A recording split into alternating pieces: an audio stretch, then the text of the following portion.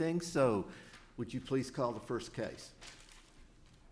Ben Smith et al. Versus William A. White et al.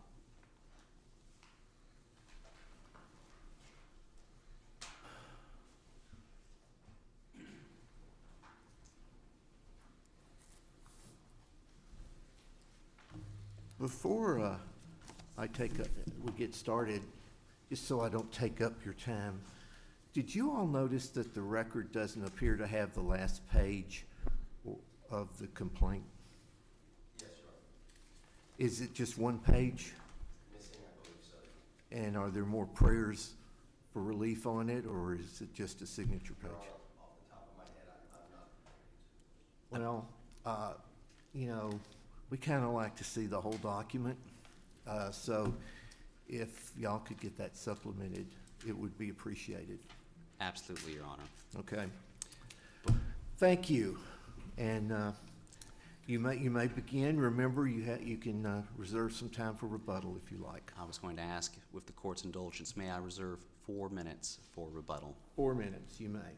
Thank you, Your Honors. And may it please the court, my name is Rockland King, and I represent the Whites, the appellants in this matter. Your Honors, on January 28th, 2022, the Whites bought what they believed was their dream home. 70 acres, approximately, and a little house located on farmland in Jackson, Tennessee. That dream quickly became a nightmare in May of 2022 when the sellers of that property sued the Whites and asked to condemn an easement on the Whites' property. The trial court agreed with the petitioners in this case and granted a limited easement for the Smiths to access adjacent property. Let me ask a couple of questions about how this all came about.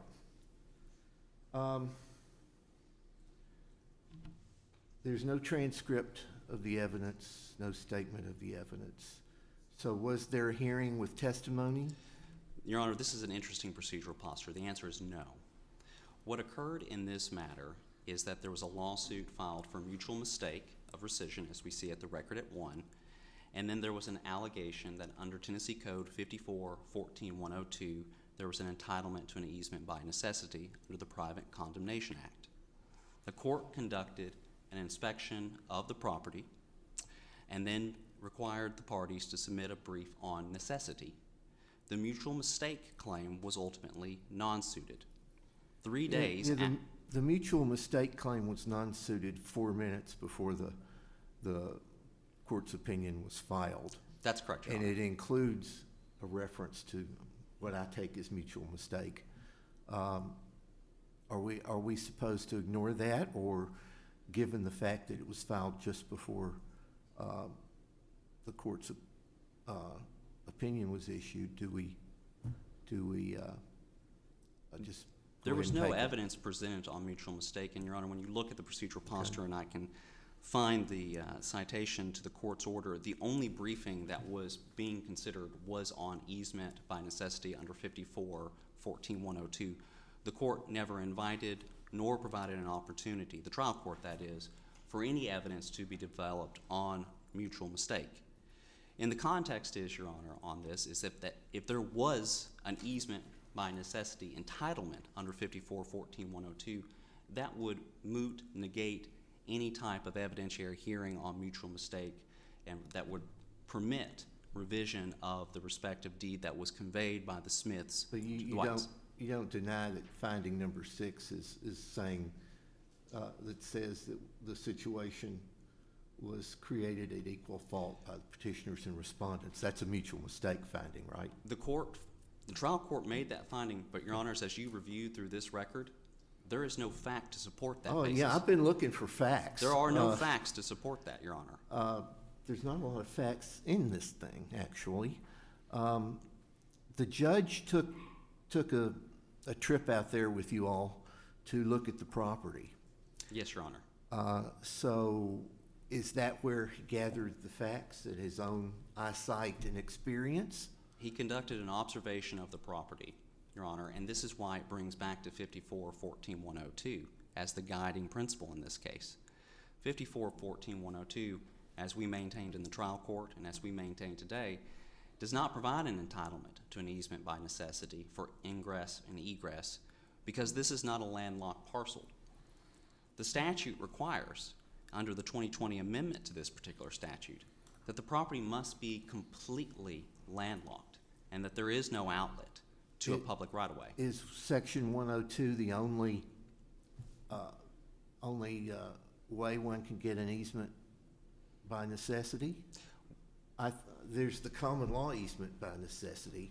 Are you saying that the amendments that were passed in 2020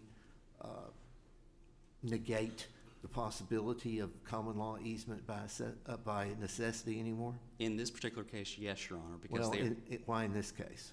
well, in this particular case, when we look at what the common law provided before 2020 in this particular statute, they were in harmony. Both the easement by necessity statute that existed in 2019, the year before the amendment, had the adequate inconvenience language in it, Your Honor. But isn't there a presumption, though, that unless the legislature is explicit, that the common law still survives? So when we clearly don't have any explicit derogation of the common law claim for easement by necessity. Judge McBrayer, I would disagree with that because these two cannot be read in harmony anymore. The statute is in complete derogation with the prior common law principle. Before, they were harmonious with one another.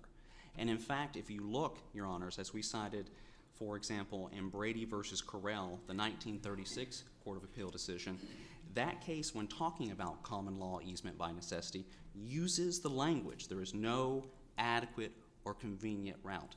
That language was folded into the statute, Your Honors.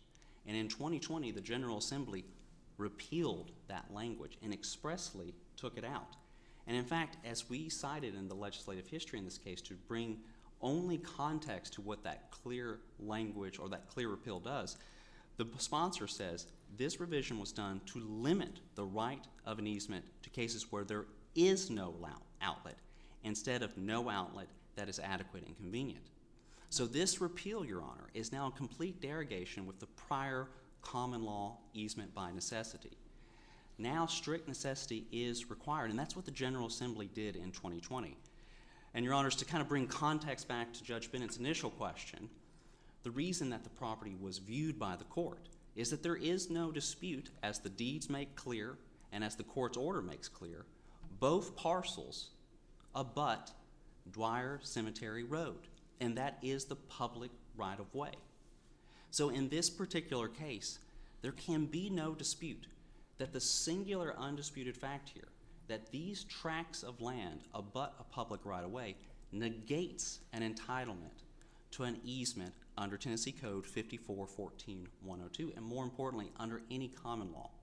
Because to say, Your Honor, to play this out, to say that the common law would ultimately give right to an easement in which the General Assembly says that thou shalt not have a right to an easement, would completely neuter the language of Tennessee 5414-102. Well, I guess, but another way of thinking about what the legislature did was that the common law already provides for this avenue that when there's no adequate and convenient, so that's really not necessary to put in the statute, so we're going to remove it. I mean, isn't that another way of thinking of it?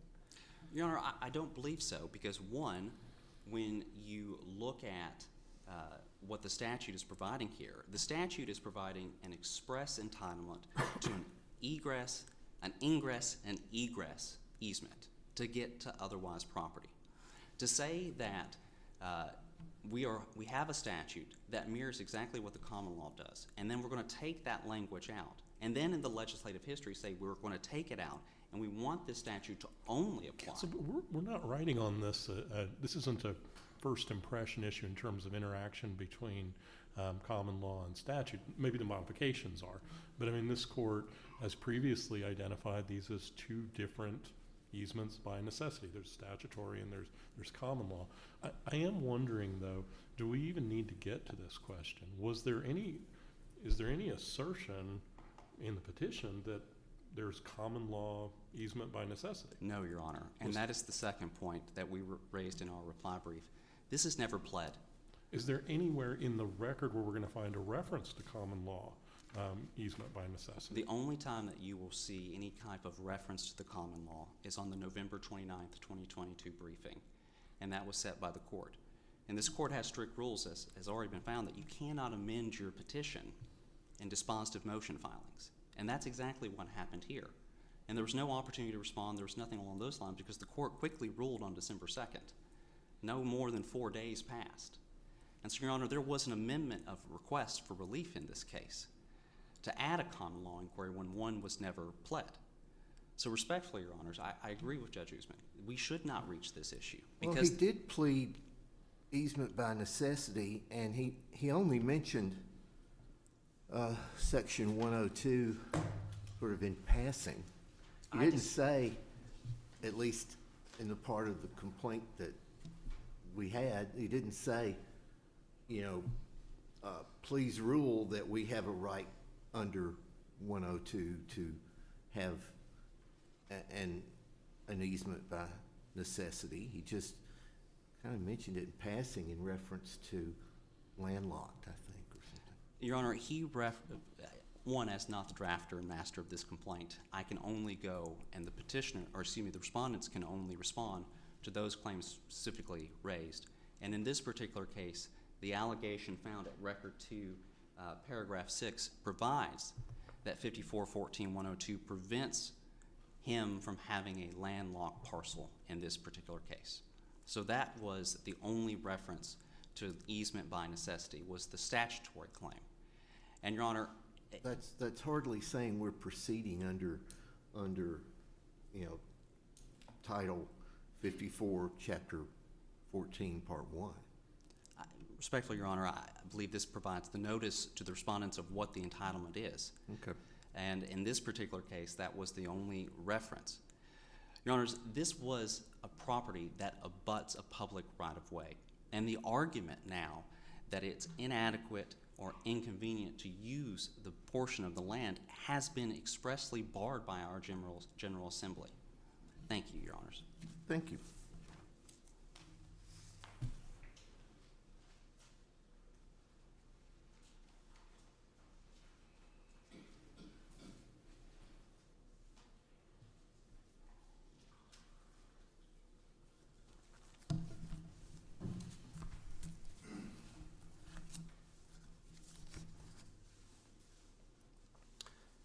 May it please the court.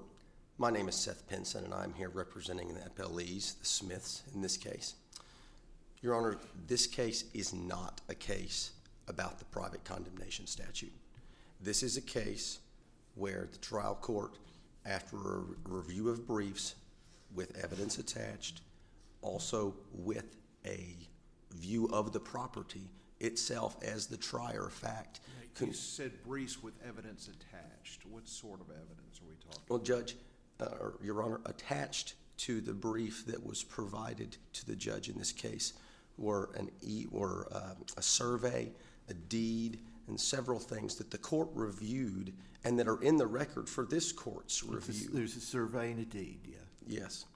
And, Your Honor, those things are what got us to where we are today and allowed the court to rule the way that it did in conjunction with its view of the property as the trier of fact. This case is about... Submitting something attached to a brief is not really the same as admitting something into evidence, is it? No, Your Honor, it is not. So there was no trial. There was no hearing where somebody testified and somebody said, yeah, this is my survey, I took it, here's what it says. None of that, right? There is none of that in the record, and none of that occurred. Your Honor, I will say that the way that this briefing schedule occurred was on a conference call, which is not in the record. And it was not the court's sole idea. This was an agreement between the parties. This occurred after discussion, again, which is not in the record, and I understand that.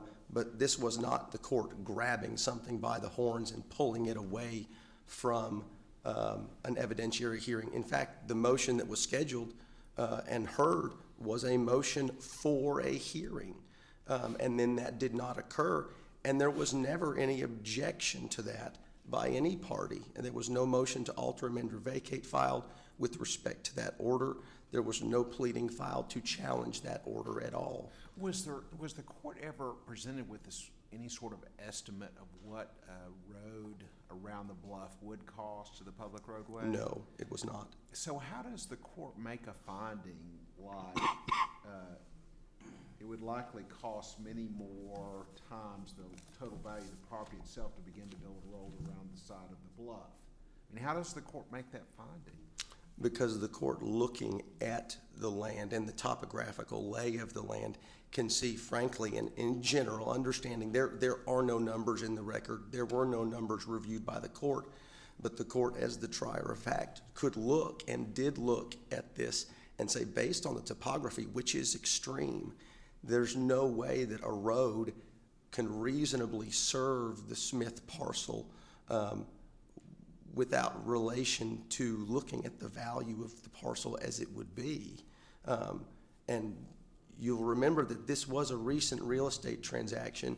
The deed was reviewed by the court, and the purchase price on it is something the court could review. So there is some evidence in the record, understanding it's not after a hearing, but there is evidence in the record as to what value in the area would be.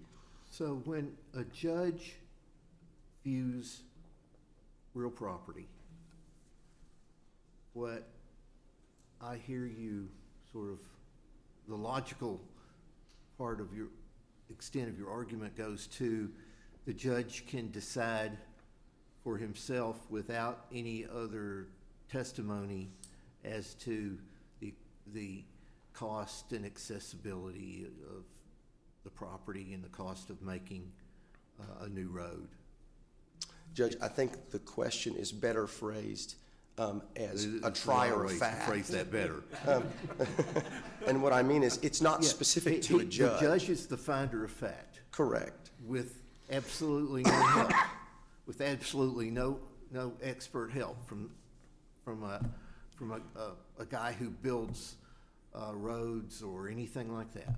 That's correct. And Judge, in the private condemnation statute, which is not applicable to this, even in that situation, a jury is appointed to go out and find an appropriate route without expert testimony. Yeah, but in that case, it's a jury of view that the statute contemplates that you have real estate experts that are doing this. And so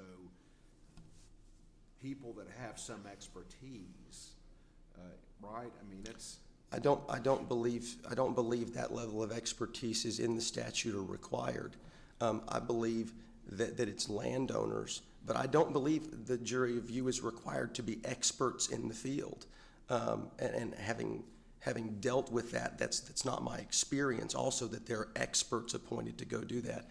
But the private condemnation statute really has nothing to do with this case. Counsel, I want to ask you about that. Looking at your petition in this case, in paragraph 6, pursuant to TCA 5414-102, Tennessee landowners cannot be landlocked. The owners of the adjacent property to the White property have no alternative means to access the property without this particular driveway easement. Petitioners therefore allege that they're entitled to easement by necessity.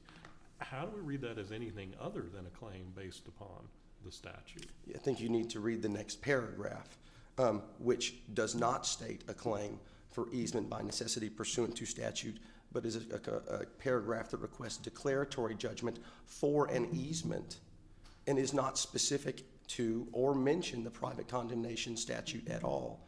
And that is exactly the type of thing that is typically pled in a case like this. This is a very normal thing to have pled and to have asked for. And again, this was not something that was done in the dark of night in some odd way. This was briefed for the court. And one of the reasons that the private condemnation statute has no bearing is that it's not what the court ruled on or used or looked at all. You didn't follow any of the procedures under that. It didn't, and in fact, none of the procedures. In fact, I will go so far as to admit that if this easement were granted pursuant to 5414-101 and afterwards, it would be an improper grant of an easement. The procedures under the statute were not followed. They weren't even attempted to be followed. This was litigated the entire way through as if a common law easement were being requested, because it was. That's what was briefed for the court. And then on top of that, that's what is admitted. The appellant admits that that's what was granted. On page 14 of their brief, the appellant says, "It appears the circuit court relied on a common law doctrine of easements implied by prior use in reaching this conclusion." There isn't really a fight here, Your Honors, about whether this easement was granted pursuant to the private condemnation statute. It was not.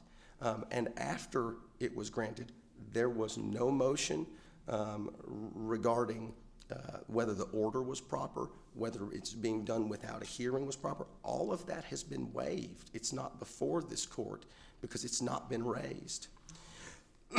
And so when would have been the appropriate time for the Whites to raise that issue? Would it have been after the briefing was filed and said, well, wait a minute, we thought we were pursuing under, this was being pursued under 102? Was that the proper time to object here? Yes, it was, and at any point after, but certainly at that point, it would have been appropriate, because as soon as the briefs were submitted, it was very obvious, I mean, there was no way to miss it, that the appellant's brief for the trial court was based entirely on the private condemnation statute, and the brief submitted by the appellees had nothing to do with that. And so there was no miscommunication between the parties as to what theories were being pursued, and there was never anything done about it. But as far as the argument that the appellant has made with regard to the abrogation of common law, the Selco partnership case that's been cited by both parties in this case, admittedly it is in a footnote, but it is indicated very strongly, even if in dicta, that this statute has never been and is not currently in derogation of common law rights. That was before, Selco was before the amendments in 2020, and he maintains, your opponent maintains, that the amendments in 2020 are so inconsistent with the common law that it abrogates it. And your reply is? My reply is that if you look at section 119, where that is stated, the opening sentence of the statute says, notwithstanding 5414-102, there is no easement if you've created that situation yourself. 5414-102 is the private condemnation statute section that grants the right to an easement under the statute. So clearly, section 119 is in derogation of the other rights provided by the statute, but not in derogation of common law rights, which are not mentioned. And in the briefing, we cite the cases that talk about that derogation, that abrogation of a common law right must be clear, and that's not law that is new or novel to this court. So really there is no reason for that argument to have any traction whatsoever. The clear language of the statute states that section 119 applies to the rights created by other sections of the same chapter. How long after the submission of briefing did it take the court to rule? I believe the court's order went down on the 2nd when it was stated that it would be. We can look at the record. It's at page 84 of the record. December 7th, it was filed. Okay, so it was filed several days after. You can see when the briefs were filed. The order originally said it would be filed on the 2nd, so it was there was a little over a week for the appellant to submit alternative or additional briefing. And Your Honor, I'll say this. I think it would have been appropriate to request that additional briefing even after the 7th if there was a procedural defect or some other problem with this order. None of that's ever been raised. Now, the reason this court should affirm the trial court is because the findings of fact in the order are subject to a presumption of correctness. And more importantly, There is nothing in the record, and there was no attempt to amend or supply more facts for the record for anything that would preponderate against the trial court's findings. So specifically, there are 3 elements to common law easement implied by prior use. The first is a large tract that's separated into a small tract. The second is previously established use. And the third is reasonable necessity for the easement. The, Question. yes, Okay, the first 2 are given. I mean, we understand those, right?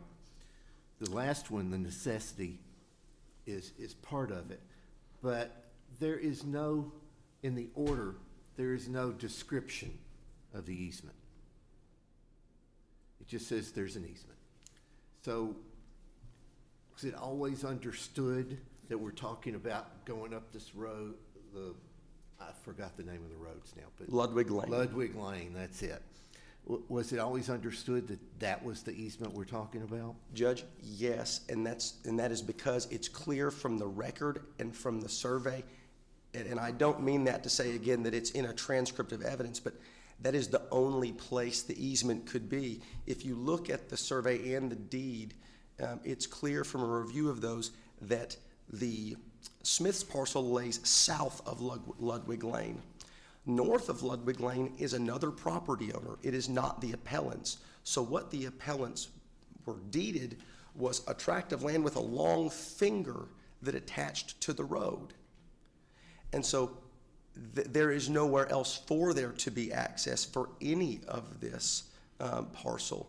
So it is very obvious, and it's in the deed with a meets and bounds description because that's what they got. So in this circumstance, it is clear, and I don't believe further definition is necessary because it is very findable from the deed.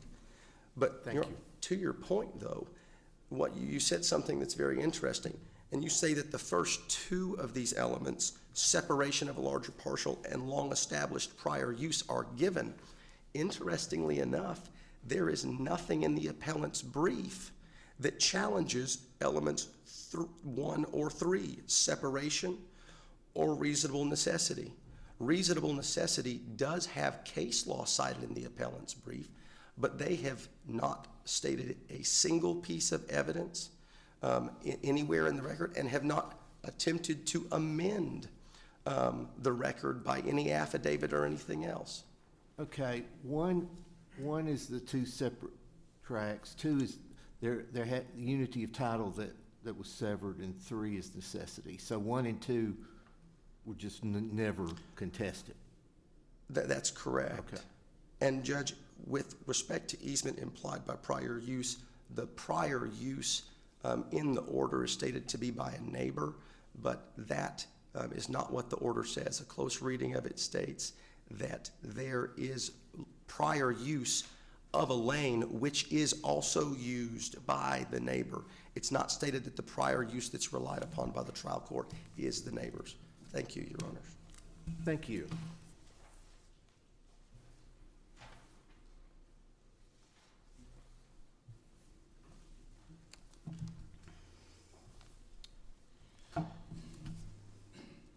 May it please the court, I'd like to make a few additional points in our rebuttal. One, the record here is not filled with actual factual findings or evidence. The court conducted an inspection of the property, and without any actual data or facts or expert opinion, found that the topography prevented additional construction from the public right-of-way to the Smith's property. There are no facts to support that conclusion. Merely, Well, you never had any hearings. that's correct, Your Honor. Did you ask for a hearing? Your Honor, we asked for briefing on the easement by necessity as outlined in our respective brief. Because under 54-14-102, Your Honor, it was one simple inquiry. Is it landlocked? That's Your what the statute. position was it's a statutory question. That's correct, Your Honor. Because in that particular case, there are only 2 facts that necessarily need to be ascertained. 1, where the property sits, and 2, is it landlocked or does it abut a public right-of-way? There was no dispute onto those two facts, and the court going out to the property confirmed there was no dispute on those two facts. But then the court went effectively much further than was ever anticipated and made findings of, well, actually did not make findings of fact. You know, under Rule 56, which I believe this is what we can construe this to be at, Your Honor, there was a requirement to do findings of facts and conclusions of law, and there are none. There is just declarations by the respective trial court, and with all due respect, Your Honor, that's not sufficient.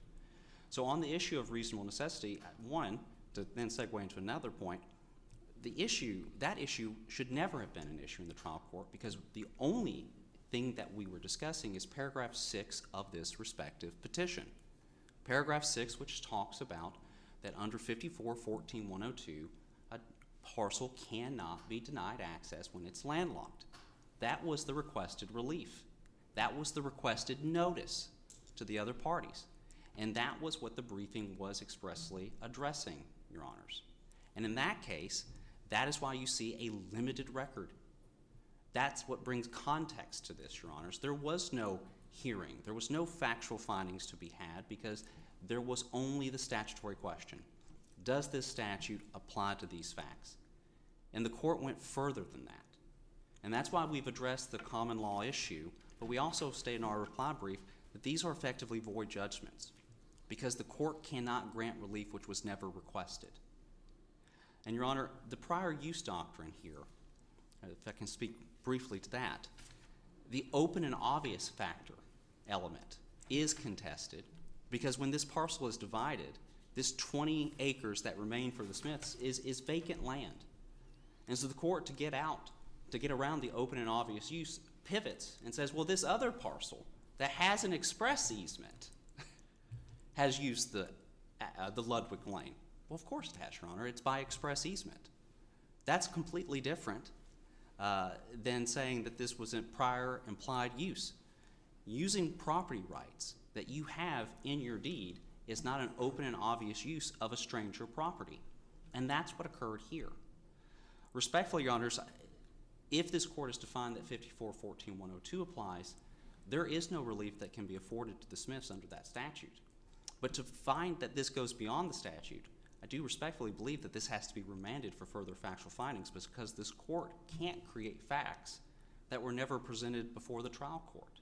And the trial can't create facts that were never presented to it in the form of declarations. Thank you for your time, Your Honors. We ask that you reverse this matter. Thank you. Thank you.